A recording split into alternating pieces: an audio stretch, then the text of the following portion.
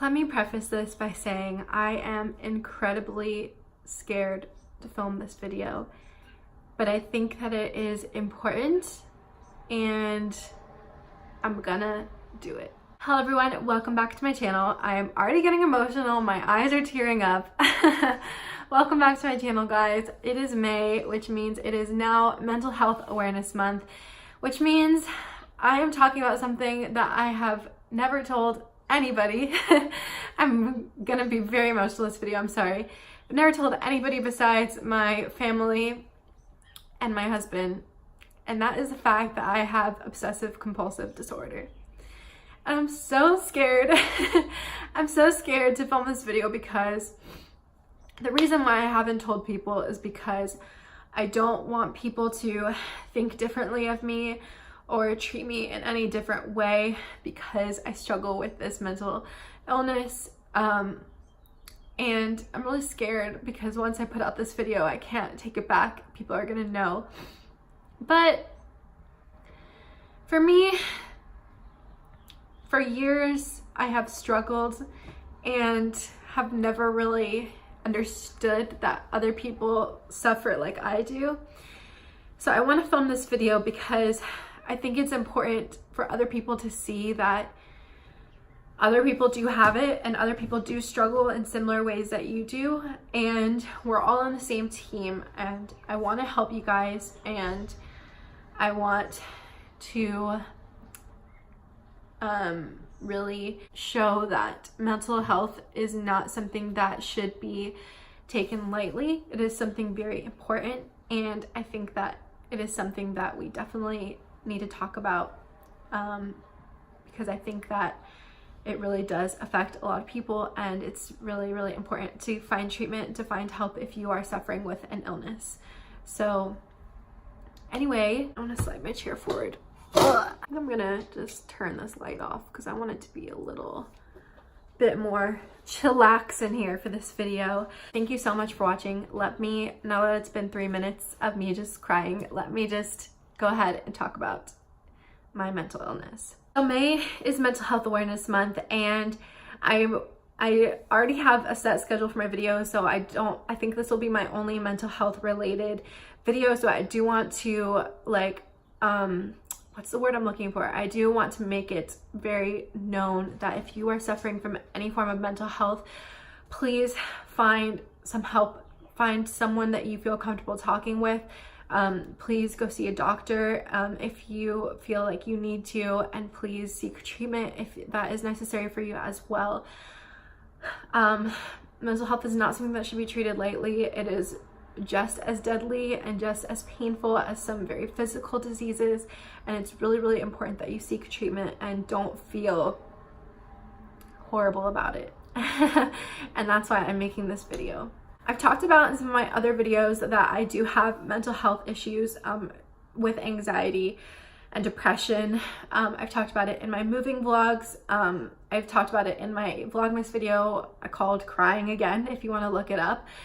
But I've never put a word on it until today, and that is that I have obsessive compulsive disorder. I did post, I want to say back in like August or October, I posted a picture and I said that I had OCD, and I quickly deleted it because I just felt like, I don't know, I felt embarrassed and ashamed, so I took it down. But today is the first time that I am openly talking about it and openly communicating things that I have struggled with. So please be kind to me in the comments down below. If you're not, then shame on you, because this is really hard and a lot of people struggle with it, and I really want people who click on this video looking for support to feel comfortable in the comment section and to not feel hurt. So any hurtful comments will be deleted and blocked. But anyway, to kind of share my mental health journey. When I was a baby, my mom told me that I used to categorize my toys. So she told me that when I had like teddy bears, I would organize them by size, or I would organize them by color. When I literally couldn't even walk yet, I was putting my stuffed animals into category. And I remember as a kid doing a lot of things that I thought were normal, but looking back are incredibly weird. So I don't know if anybody remembers in elementary school having corners. So like in one corner you would be doing a math assignment, in one corner you'd be doing a craft, in one corner you'd be doing like an English assignment, something like that. So at my house for playtime, I would make corners in my room, and I would make myself, like, I think I had a timer or something. I'd make myself spend like 10 minutes in one corner, and then 10 minutes in the next, and 10 minutes in the next, and 10 minutes in the next. And I don't know why I felt the need to do that, but I just remember like feeling like I had to do it. And just a lot of other things, like in high school, I would do some weird stuff. Like I would be doing my homework, and I would tell myself, okay, after this chapter of taking notes, I'm gonna go fold 5 pieces of laundry. And I kept doing that like in a specific order and pattern, trying to make myself do things in a particular way. I don't know. It was just very interesting, very strange. I've kind of cut those behaviors from my life now. I kind of try to do things in a way that makes me uncomfortable because I just need to get myself out of that situation, but I will talk about that a little bit more in the future. But those were my first signs that I had OCD, and I didn't really know what that meant until I turned 14. So with that being said, I'm going to go ahead and jump into what obsessive compulsive disorder is. So I got all of this from the National Institute of Mental Health. So they say that there is reported 200,000 annual cases of people who are diagnosed with OCD. So the National Institute of Mental Health describes OCD as a common, chronic, and long-lasting disorder in which a person has uncontrollable, reoccurring thoughts, which are the obsessions, and behaviors, which are the compulsions, that he or she feels the urge to repeat over and over. So these obsessions are repeated thoughts, urges, or mental images that cause anxiety. So some examples that they said were revolving germs and contamination, unwanted/forbidden thoughts involving sex, religion, and harm, aggressive thoughts toward others or self, and having things symmetrical or in a perfect order. And then the compulsions are the repeated behaviors that a person feels the urge to do in response to an obsessive thought. So excessive cleaning/hand washing, ordering and arranging things in a particular way, repeatedly checking on things, and compulsive counting. And they believe that there are multiple things that factor into a person having OCD. So the first one is genetics. It is believed to be a genetic disorder. And I do believe that I have noticed some OCD tendencies in some of my family members, which I have not talked to them about because they've never been diagnosed, and I don't feel that that is something that I need to bring to their attention because it hasn't gotten to a certain point. So and for me, I notice it in older relatives, so I feel like I don't want to,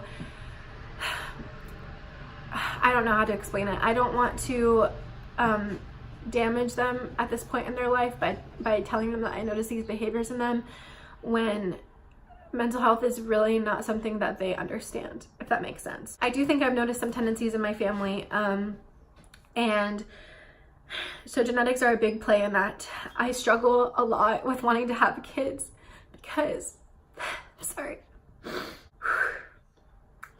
I don't want to pass this on to them, but I've talked to my husband, and we both agree that there's a wide possibility of any kids that we have having some sort of mental illness or physical illness or disability, and that's not something you can control.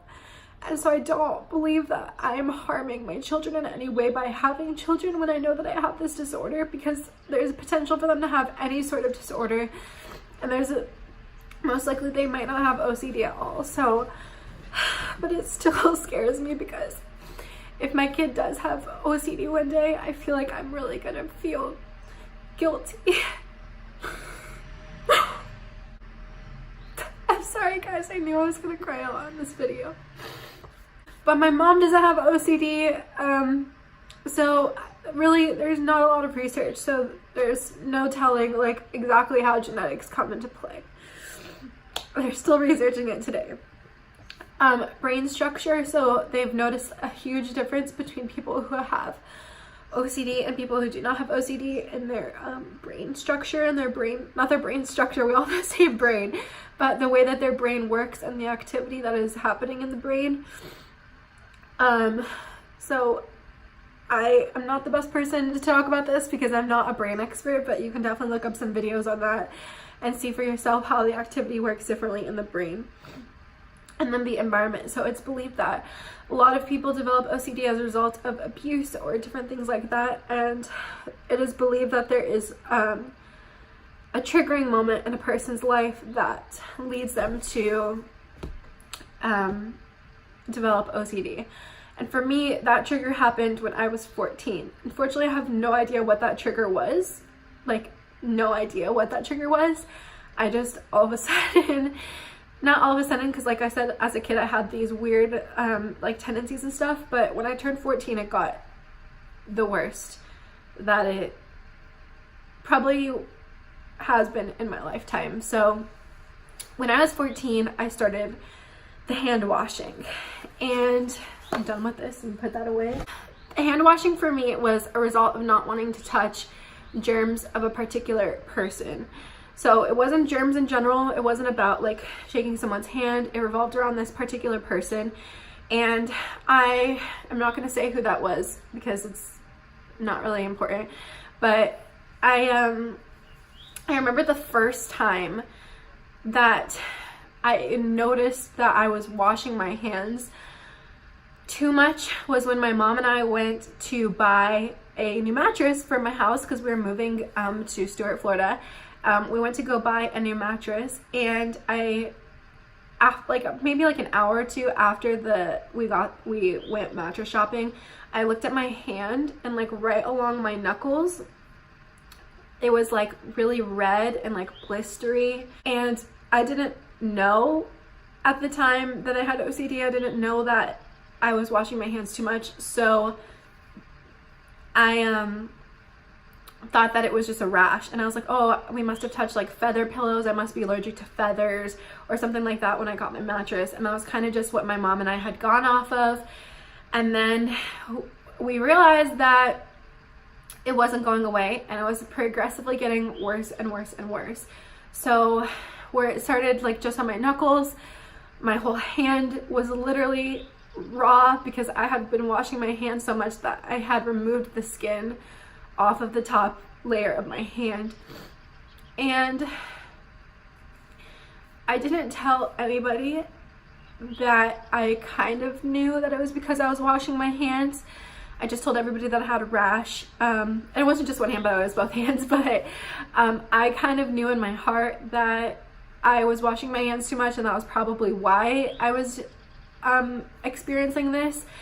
But I told everybody that I had a rash. I told all my friends, I told my family, and I just kind of wanted them to leave it be because I knew that it was because of my hand washing.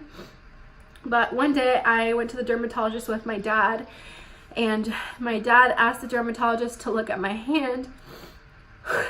This is the hardest part. He asked the dermatologist to look at my hand and to tell him like if I had a rash. And the dermatologist looked at my dad and said,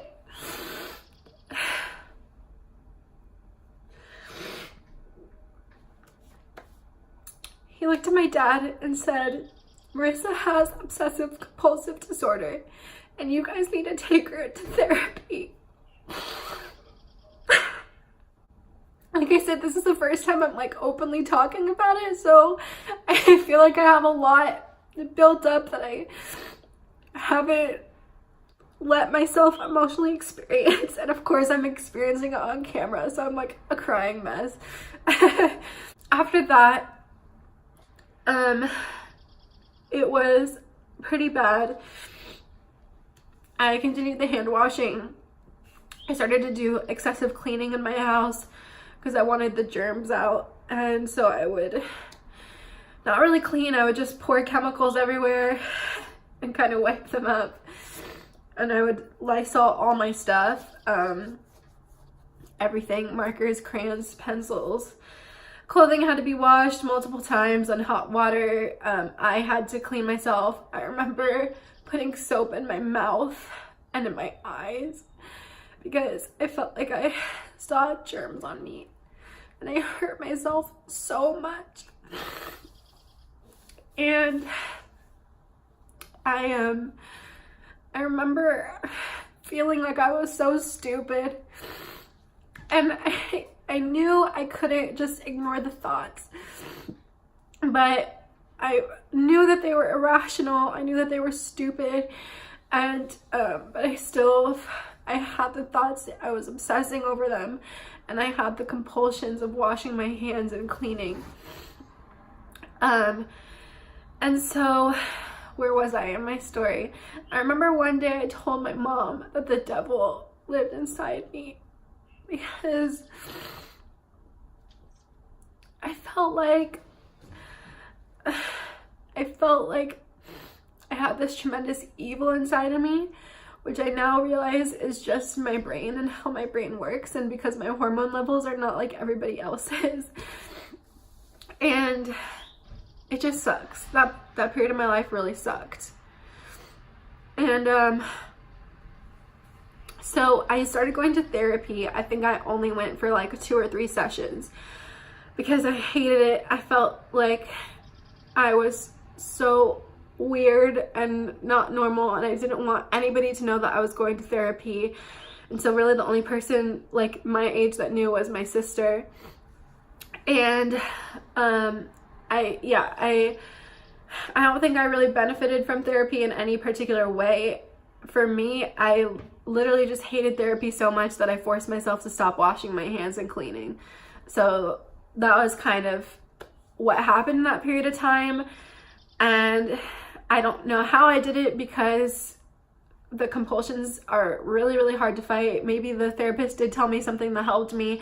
I just remember hating going to therapy so much and feeling so horrible about myself. Like I didn't want anyone to see me going into therapy. I didn't want any of that. That I literally just forced myself to stop because I didn't want to go to therapy. And now I want to go back to therapy. I think it would really help me, but I just forced myself to stop. But then in high school, I started doing other things. So my thoughts, I still had obsessive thoughts.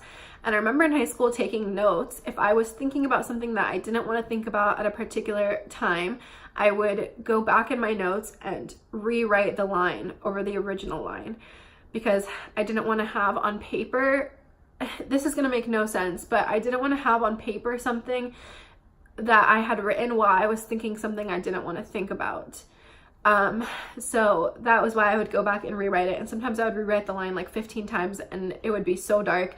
But for some reason, that was just what I did. And I stopped the hand washing, but I did other things. Like I said, I would take notes and then I would go fold laundry, and like I just did weird things like that. This is also a period of time when I started having compulsions of obsessive checking because of my obsessive thoughts. So checking that I locked the door, checking that I turned my flat iron off when I straightened my hair, things that I used to have to go back 5 or 6 times and make sure that I had turned them off or I had locked the door.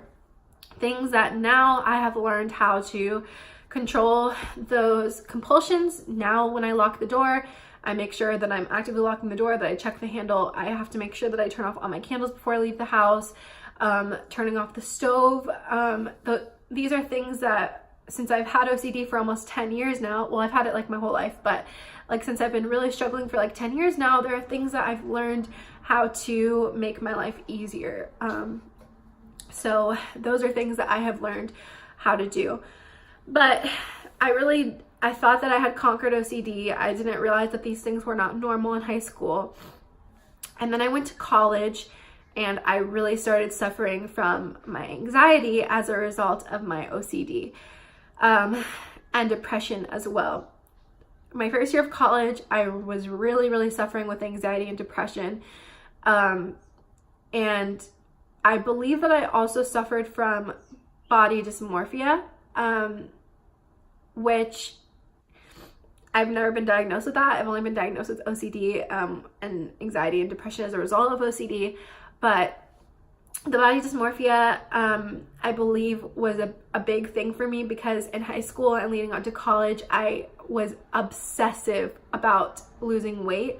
And it was to the point where I didn't have like an eating disorder or anything like that, but I would not let myself eat any fat. Like I remember I only ate like salad with like a little bit of like vinaigrette, like things that literally had like no fat, like, and I worked out every single day. I drank a lot of water and I did lose a tremendous amount of weight, but I was not doing it in a healthy way. And I remember one day my mom picked me up from volunteering at the Florida Oceanographic Center, and I told her that I really wanted a Publix sub, and I got a Publix sub, chips, and French onion dip because I had deprived myself of so much fat for like 3 weeks that my body literally was telling me that I was craving any fat it could get. So I ate like all that fat and all that oil, and it was because I had like deprived myself of all that for so long. And so I believe that I have suffered from body dysmorphia, and also with the constant comparing between like people on social media and myself. That is something that I believe I did suffer from in college. But I thought I had, like I said, I thought I had conquered OCD until I started living with my husband, who was my boyfriend at the time. And we would get into tremendous fights, and I could not figure out why I was feeling so stressed in my relationship. And because for example, I would have just obsessive thoughts about my husband. Like if he was out with friends, I would be obsessing about him getting hurt, him drinking, him anything, like literally anything. If he was with a girl, it was even worse because I felt incredibly jealous, and I couldn't get these obsessive thoughts out of my head of like, what if he kisses her? What if this? What if that? Or not he kisses her, but what if she kisses him? And I didn't know why, because I trust my husband. And I finally realized that I still suffered from OCD in this process because I was having these obsessive thoughts, and we would have huge fights. And this is when I first started having panic attacks, which I had never experienced in my life before. At least I don't remember. And I was experiencing tremendous panic attacks when we got into fights, or when we were struggling with money. I would have panic attacks, and that was when I started realizing that all of this is because I have OCD, and because I have these obsessive thoughts. And I really do believe that I have curbed the compulsions. I don't believe, I can't pinpoint anything in my life that I do as a compulsion now. I think that I have developed tics though.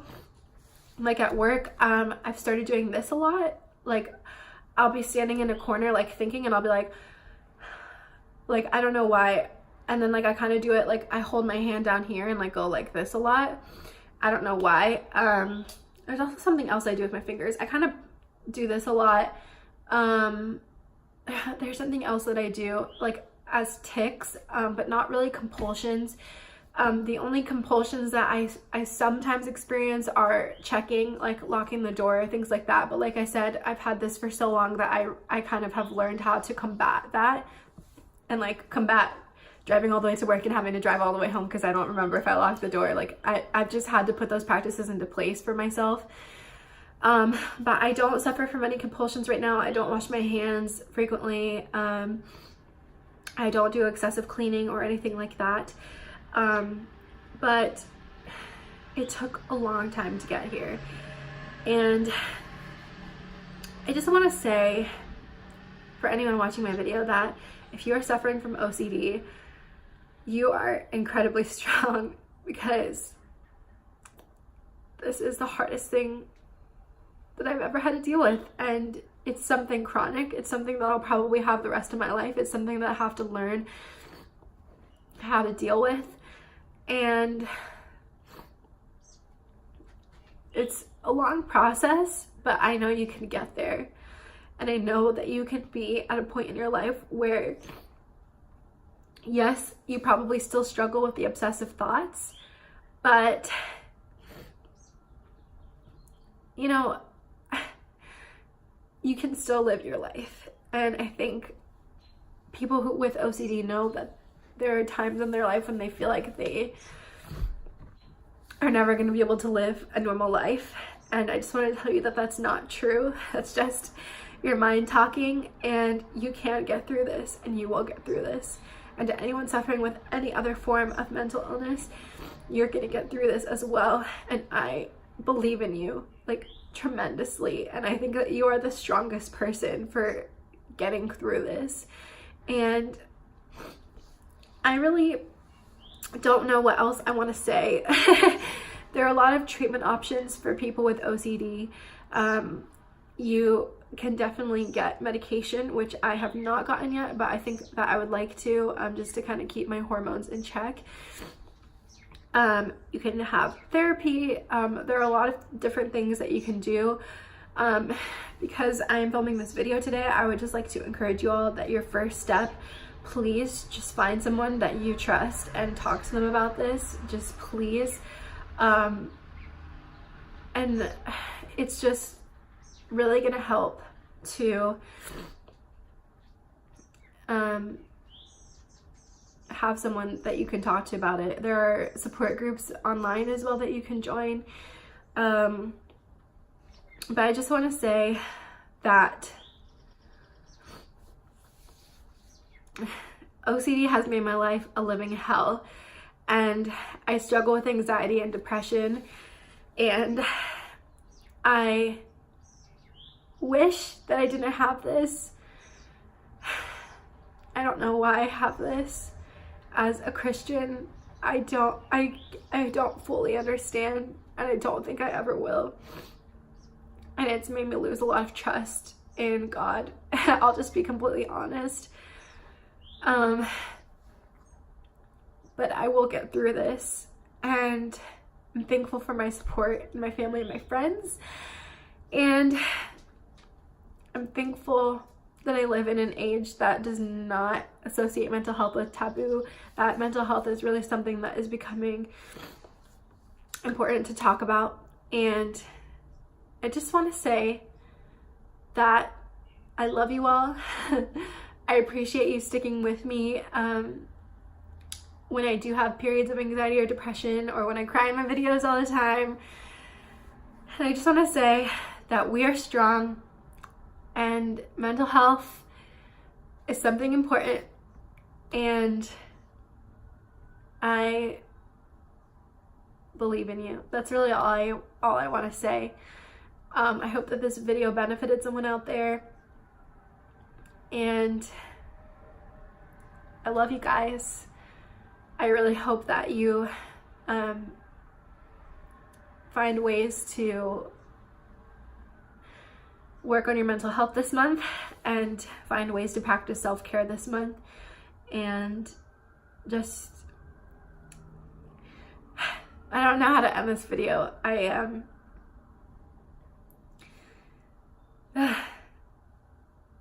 struggled with this my whole life, and I don't really know what it's like to be a normal person without this, but